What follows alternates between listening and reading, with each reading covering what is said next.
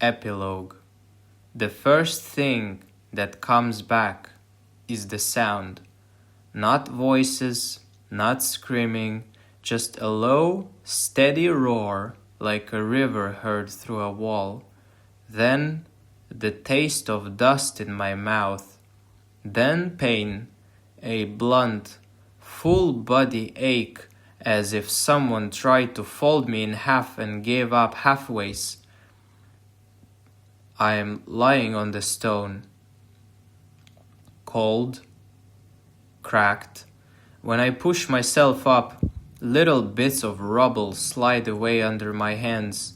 The air smells of smoke and something burned that wasn't wood. The grand hall is gone.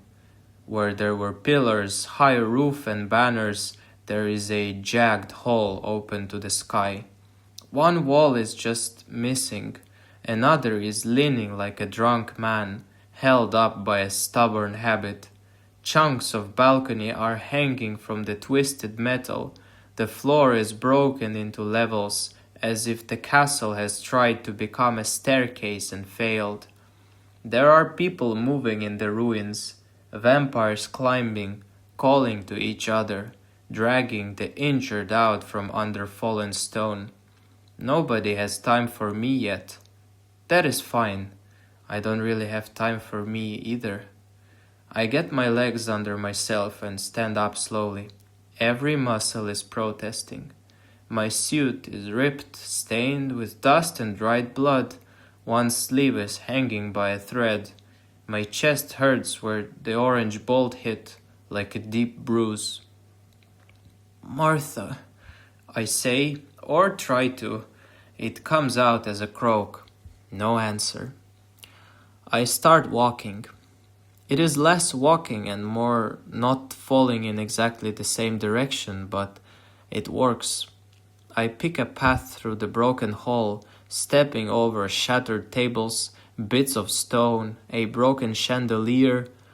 Someone brushes past me, doesn't even look twice.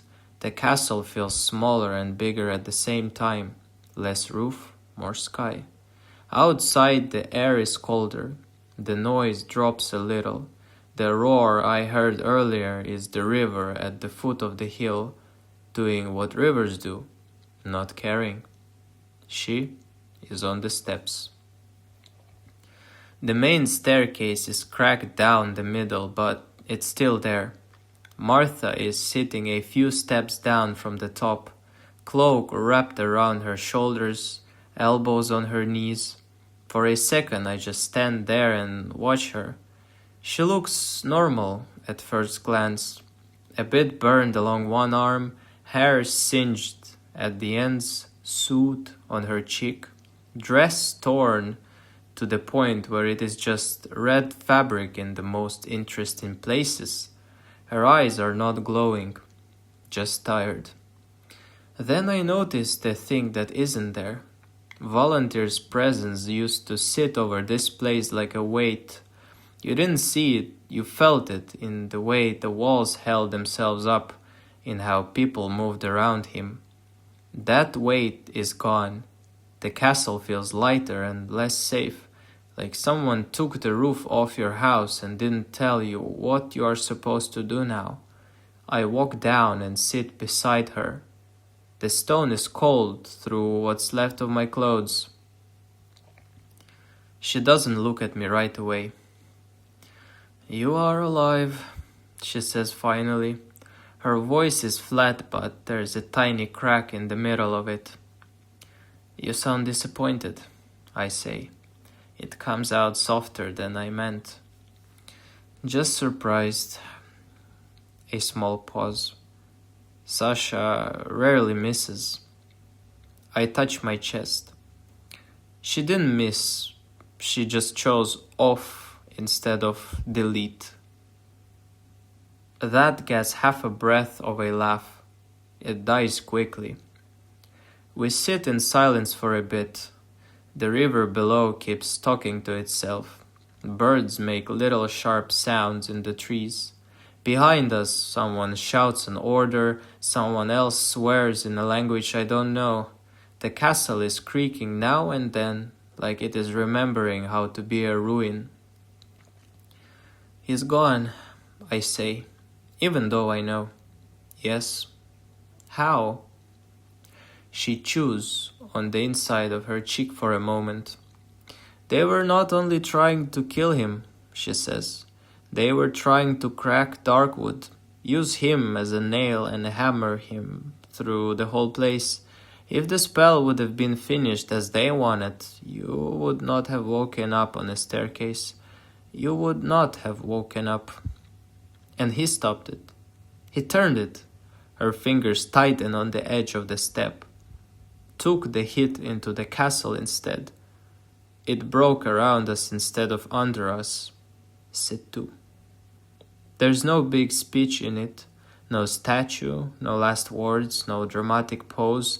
Just a decision in the middle of a spell with no good outcomes. I'm sorry, I say. It feels useless and small, but I don't have anything better. She breathes out slowly. We live a long time here, she says. Like I said earlier, if we let every death drag us to the bottom, we do not get back up, so we step over some of them. She nods toward the ruins, not because it doesn't hurt, because it never stops. That sounds healthy, I mutter. It is not, she says, but it is necessary. We fall quiet again. The wind is pushing at my hair. I look at her profile. There's a new line at the corner of her mouth. She looks older than she did in the ball, and not because of the damage. What happens now? I ask. I become what he was, she says simply. Whether I want it or not. Darkwood hates empty chairs.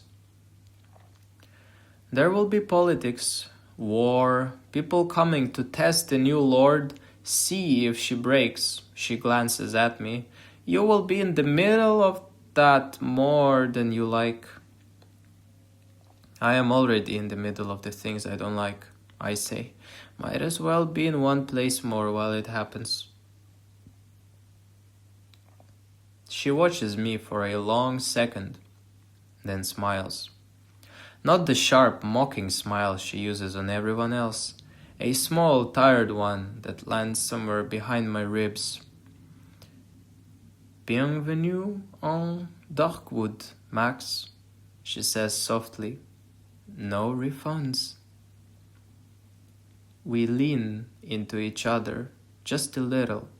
Enough that I can feel her shoulder against mine, solid and real. The castle is creaking behind us. The river keeps talking. The forest is breathing. For once, nothing is chasing me. I am exactly where I chose to be. I let my eyes close for a second. I am bruised, exhausted, sitting on a ruined staircase in a vampire castle with a girl who can snap me in half. For the first time, in a long time, I am not falling through anything. Staying here, I realize, is also a kind of magic.